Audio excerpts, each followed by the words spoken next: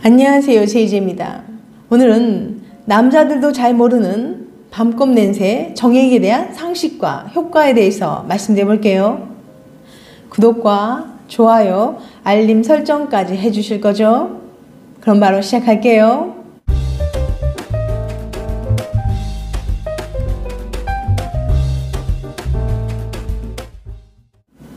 뉴욕 주립대학 연구진은 주기적으로 잠자리 하는 여성들이 그렇지 않은 여성들보다 우울증이 더 적게 나타난다는 것을 밝혀냈는데요. 정액 안에 티로트로핀이나 멜라토닌 등의 항우울성 물질들이 포함되어 있거든요. 그래서인지 정액을 먹거나 피부에 바르면 좋다거나 정액은 고단백질이다 등등 여러 가지 검증되지 않은 이야기들이 떠돌고 있는데요. 오늘은 정액에 대한 여러 가지 과학적인 상식을 토대로 소문을 검증해 볼게요. 궁금하신 분들은 영상 끝까지 봐주세요. 밤꽃 냄새 정액에 대한 상식과 효과. 첫 번째, 정액의 색으로 건강 상태를 알 수 있다. 정액의 색이 평소와 다를 때가 있죠. 정액의 색은 왜 바뀌는 걸까요? 혹시 몸이 안 좋거나 병이 있다는 징후인 건 아닐까요? 정액색이 이상할 때 아내와 관계를 가져도 괜찮은 걸까요? 정액색에 대한 진실을 알려드릴게요. 누런색이 나는 이유. 보통 정액은 희거나 옅은 회색을 띱니다. 약간 누런빛이 돌 때도 있는데 이 정도는 아무 문제 없어요.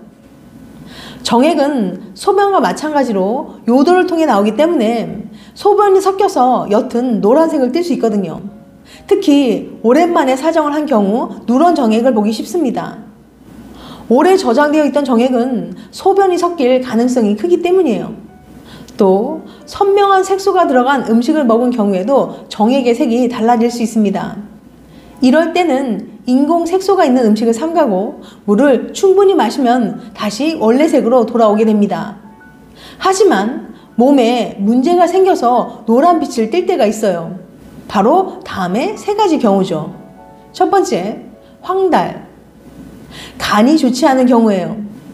간이 적혈구에 헤모글로빈을 분해할 때 빌리루빈이라는 부식물이 나오게 되는데 이게 신속하게 옮겨지거나 제거되지 못할 때 황달이 나타나요. 보통은 피부나 눈의 흰자가 누렇게 변하지만 정액도 누래질 수 있습니다. 이 경우 열, 오한, 복통 같은 증상이 같이 나타날 거예요. 두 번째, 백혈구 농도가 높을 때. 농정액증이라 불리는 증상이 있어요. 고환, 부고환, 정낭, 전립선, 요도 등의 간염이나 염증이 발생해서 정액에 백혈구수 농도가 지나치게 짙어지는 현상을 말하죠. 이렇게 정액에 백혈구가 많으면 색깔이 노랗게 변할 수 있습니다. 가장 흔한 원인은 요도염이라고 해요. 지속적으로 노란빛이 나타나면 꼭 병원에 가서 검진을 받아보세요. 농정액증은 불임의 원인이 될 수 있거든요. 세 번째, 성병. 클라미디아, 헤르페스, 임질 같은 성병에 걸리면 정액이 누렇게 변할 수 있습니다. 옅은 누런빛이 아니라 어두운 노란빛이 나타나면 위험 신호예요. 이 경우 정액은 평소와 같은 은은한 밤꽃 냄새가 아닌 악취를 풍기기도 합니다. 혹시 간염이 의심된다면 진료를 받기 전까지는 절대 성관계 갖지 마세요. 애꿎은 상대방까지 간염시킬 수 있으니까요. 다른 색은 어떤가요? 혹시 정액이 붉은색이나 갈색 혹은 분홍색으로 변했나요? 이건 정낭이나 그 주변에서 출혈이 발생한 경우입니다. 원인은 다양해요. 성관계나 자기 위안을 너무 자주 해서 피가 비칠 때도 있고, 앞서 언급한 성병에 걸렸을 때도 정액에 혈액이 섞여 나올 수 있거든요. 또 고혈압이 원인일 때도 있고, 아주 드문 경우지만 전립선암, 고환암, 요도암일 때도 혈액이 섞어 나올 수 있습니다. 첫 증상이 나타난 지 하루나 이틀이 지나서도 계속 붉은색이 나타나면 곧바로 병원에 가세요. 놀랍게도 정액은 옅은 녹색이나 황록색을 띨 수도 있는데요. 이건 주로 요도를 통해 박테리아가 들어와서 전립선염을 일으킨 경우입니다. 역시나 병원으로 달려가야겠죠. 정리하자면 이렇습니다. 첫째, 정액의 색은 조금씩 바뀔 수 있다. 둘째, 옅은 누런색 정액은 대부분 정상이다. 셋째, 단 어두운 노란색이나 다른 수상한 색 또는 악취가 나타난다면 곧 병원에 가세요. 여자분들도 미리 알아두면 애인이나 남편의 건강에 이상 신호가 나타났을 때 금방 눈치챌 수 있겠죠? 두 번째, 먹어도 될까요? 정액을 먹는다고 해서 이상이 생기는 건 아니에요. 정액 속에는 단백질이 함유되어 있어서 좋을 수도 있어요. 최근에는 정액에 난소암을 예방하는 성분까지 있다는 보고도 발표됐고요. 상대방이 성병 등 병적인 이상이 없는 한 위생적으로 정액에는 이상이 없습니다.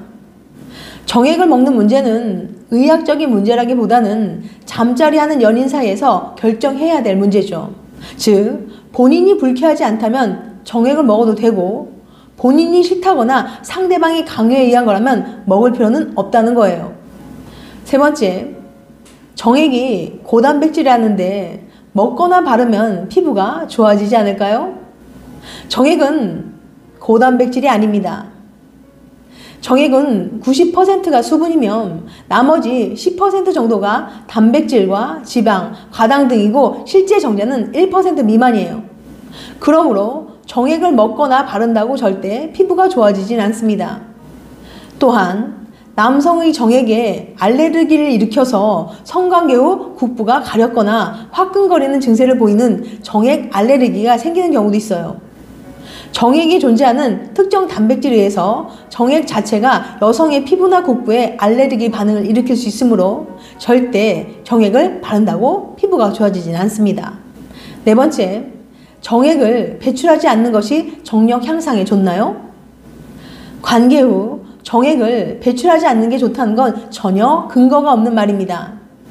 정액을 아껴야 된다는 생각은 의학적으로 전혀 근거가 없으며 반대로 성기능의 유지를 위해서는 과하지 않는 범위에서 정액의 적절한 배출이 필요하기 때문이죠. 전립선 질환의 치료 목적으로 적절한 정액 배출을 권장하기도 합니다. 통상 정액이 3일에 한 번씩 만들어지므로 일주일에 2회 정도의 정액 배출로 건강한 성기능과 전립선 기능을 유지할 수 있게 됩니다. 다섯 번째, 밤꽃 냄새, 정액 주성분, 수명 연장 효과 있다.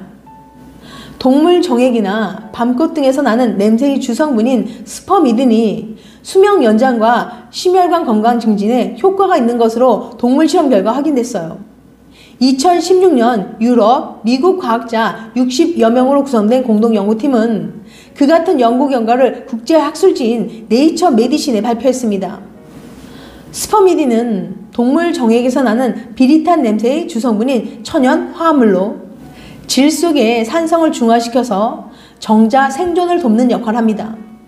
기존 연구에서는 스퍼미딘 섭취가 초파리나 효모, 회충 같은 단순 유기체의 생명을 연장해주고 면역력을 증가시킨다는 점만 파악됐어요. 하지만 이번 연구팀은 고등 동물인 쥐를 대상으로 한 그룹에는 스퍼미딘을 탄 물을 먹이고 다른 그룹에는 일반 물을 먹여서 비교 관찰해봤는데요. 그 결과 스퍼미딘을 복용한 쥐들은 심장 기능이 더 좋았고 혈압은 안정적으로 낮게 나타났어요. 소금을 많이 먹여 고혈압을 유도한 경우에도 스퍼미딘 그룹의 혈압은 낮았습니다. 연구팀은 스퍼미딘이 쥐의 심장 비대를 줄이고 심장 확대 기능과 근육세포 탄력성을 높이는 등 심장 보호 효과를 나타낸다고 밝혔어요. 그 같은 효과는 스퍼미딘이 심장세포의 자가 포식 기능을 높이기 때문인 것으로 분석됐습니다. 자가 포식은 세포 내에서 손상된 소기관이나 단백질 찌꺼기를 분석해서 에너지원으로 활용하는 것을 말하는데요. 일본 오스미 요시노리 교수가 이 연구에 대한 공로로 노벨 생리의학상을 받았어요. 이번 연구팀은 자가 포식이 일어나지 않도록 유전자를 훼손한 쥐에게 스퍼미딘을 먹였는데요. 그 결과 쥐의 수면 연장이나 심혈관 기능 개선 효과는 나타나지 않았어요. 결국 자가 포식이 스퍼미딘 효과의 발현에 관련돼 있음을 알 수 있죠. 다만 스퍼미딘이 인간에게도 그 같은 효과를 나타나는지에 대한 증거는 아직 나오지 않았습니다. 스퍼미딘은 주로 버섯류나 곡물 배아, 콩, 풋고추 등에 많이 들어있고 숙성된 치즈 등 단백질 함유식품 발효 과정에서도 생성됩니다. 연구팀은 현재 메가에서 추출한 스퍼미딘을 사용해서 사람 대상 임상시험도 진행 중이라고 합니다. 지금까지 남자들도 잘 모르는 밤꽃 냄새 정액에 대한 상식과 효과에 대해서 말씀드렸어요. 다음엔 더 재밌고 유익한 영상을 찾아뵐게요. 끝까지 시청해주셔서 감사합니다. 다음에 또 봬요. 안녕.